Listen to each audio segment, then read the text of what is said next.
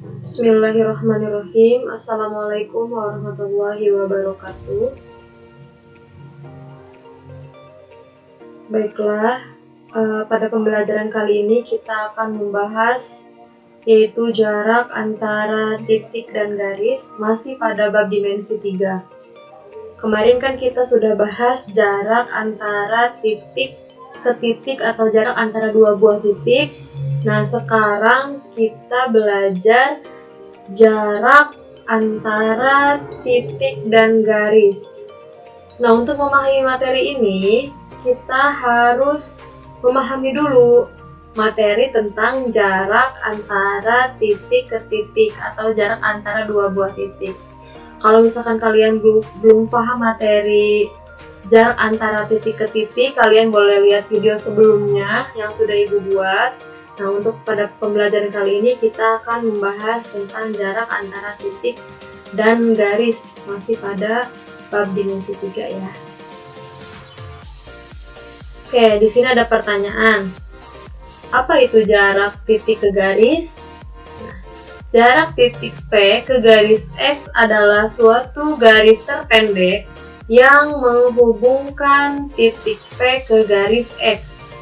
Ruas garis terpendek tersebut diperoleh dengan menarik garis dari titik P tegak lurus terhadap garis X. Jadi, jarak P ke garis X adalah P aksen. Jadi, ini kan Ibu simbolin dengan huruf P ya. Huruf P. Maka kalau misalkan jarak titik P ke garis X itu kita bisa sebut PP aksen. Kalau misalkan kalian pengennya huruf Z, boleh jarak titik Z ke garis X, berarti ZZ aksen. Itu tergantung kalian semua mau memberi simbol huruf apa, mau huruf A boleh nanti, tapi di sininya AA aksen. Contoh ini adalah titik P. Di sini ada garis X. Nah, ini tegak lurus ya, garis tegak lurus, jadi dia tuh membentuk tegak lurus, garis tegak lurus, tapi di sini adalah si tegak lurus ini adalah jarak, jadi jarak titik P ke garis X. Anggap ini nggak ada garisnya, tapi kalau misalkan kita jarakin, oh berarti ini tegak lurus nih, antara titik P ke garis X. Berarti itu namanya P aksen. Jadi jarak antara titik P ke garis X, kalau tegak lurusnya berarti adalah PP aksen. Contoh soal untuk dapat memahami ya. Kita lihat contoh soalnya. Di sini diketahui rusuk kubus A, B, C, D, E, F, G, H. Nah, kubus dengan rusuk A, B, C, D, EFGH bisa kalian lihat dengan panjang rusuknya itu 4 cm. Pertanyaannya, tentukan jarak titik F, titik F ke garis AC. Lihat, garis AC nih, hijau, garis hijau ini. Oke, kita lihat penyelesaiannya. Lihat. Di sini ada kubus A, B, C, D, E, F, G, H dengan panjang rusuk 4 cm. Kan yang ditanyain adalah jarak titik F ke garis AC. Nah, kita tarik garis lurus. Di sini kita kasih tanda EF aksen ya, F aksen di sini. F aksen. Nah, langkah yang pertama untuk menyelesaikan soal ini, kita harus menentukan panjang AC, CF, dan FA. AC, CF, dan FA. Ya. Nah, ternyata jika kita lihat, AC itu diagonal bidang, CF diagonal bidang, FA diagonal bidang juga. Nah, kita keluarkan ya segitiganya membentuk segitiga seperti ini. Nah, ini kan A ke F diagonal bidang, F ke C diagonal bidang, C ke A adalah diagonal bidang. Kalau misalkan diagonal bidang, untuk cara atau trik cepatnya itu tinggal dikalikan akar 2. Berarti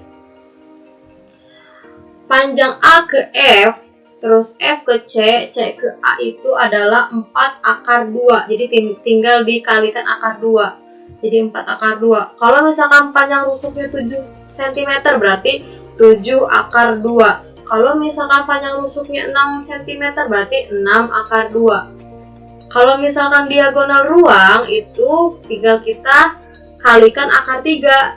Jadi kayak misalkan ini 4 cm. Tentukan panjang A ke G misalkan. Itu kan diagonal ruang. A ke G ini melintas dalam ruang. Jadi 4 akar 3. Tentukan panjang titik C ke E.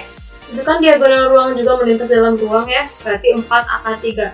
Nah, berhubung ini mah A ke C, C ke F, dan F ke A itu adalah diagonal bidang, berarti dikalikan sama akar 2, yaitu 4 akar 2 cm. Kita tulis. Nah, kita lihat. Dari F ke F aksen kan tegak lurus ya.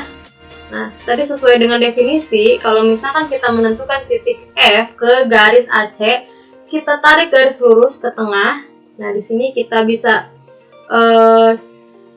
simbolkan FF aksen.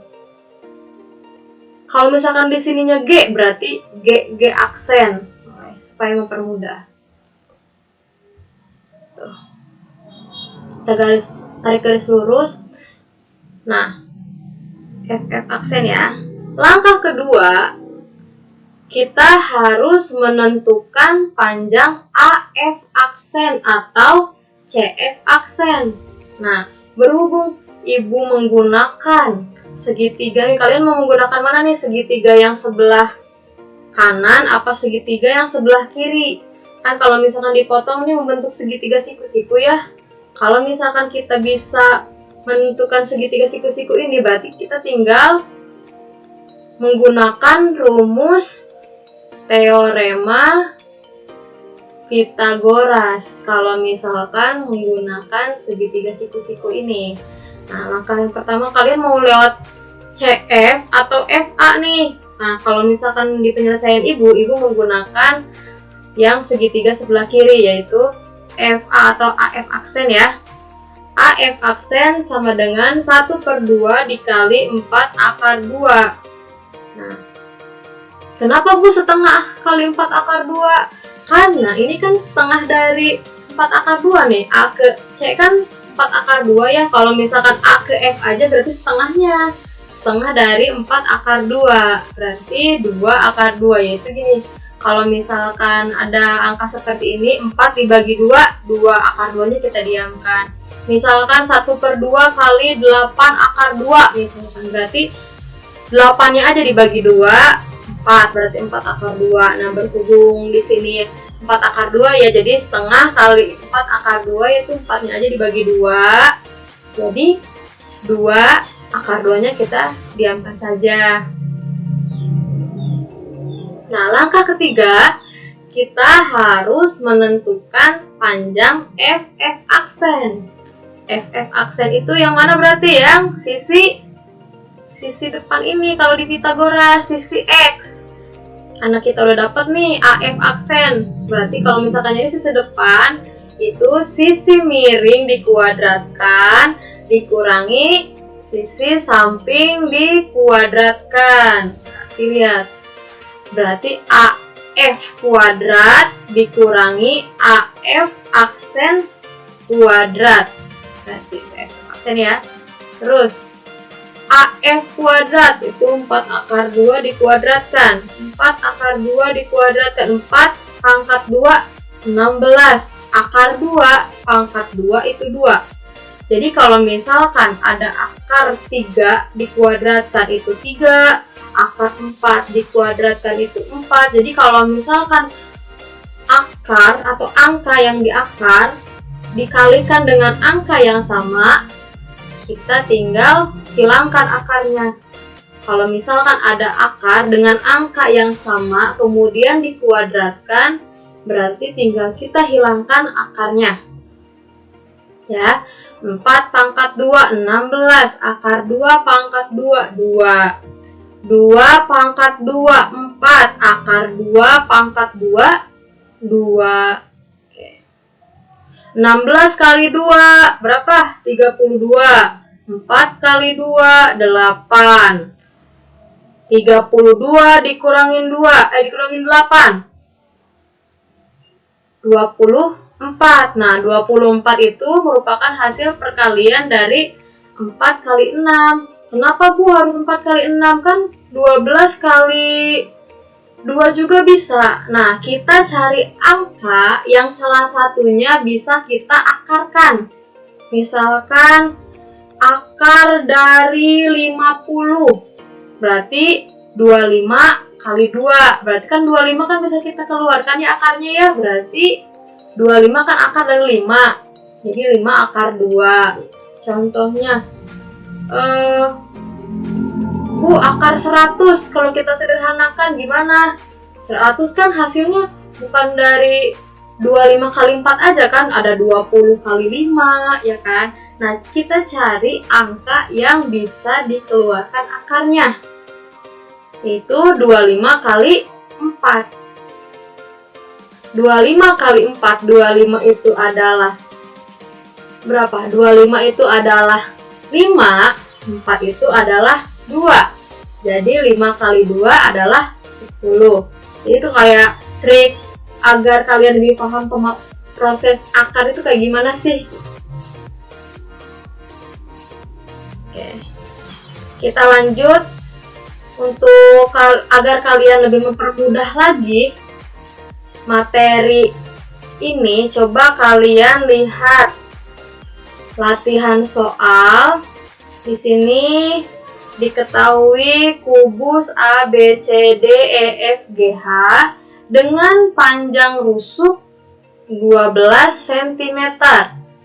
Tentukan jarak titik G ke garis BD. Titik G ke garis BD.